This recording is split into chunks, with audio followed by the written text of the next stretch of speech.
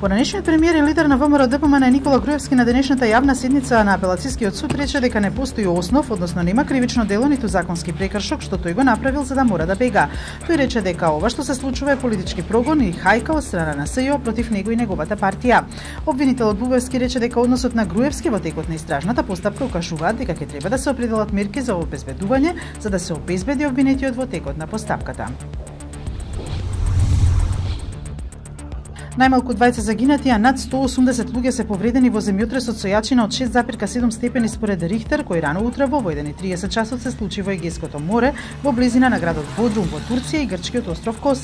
20 загинати според локалните власти се на Кос и се работи за 20 туристи, швеѓанец и турчин. Бројот на повредени е 100. Во Бодрум околу 80 повредени се префрлени во болница, најголем дел од нив се здобиле со повреди скокајќи од прозорците поради паника.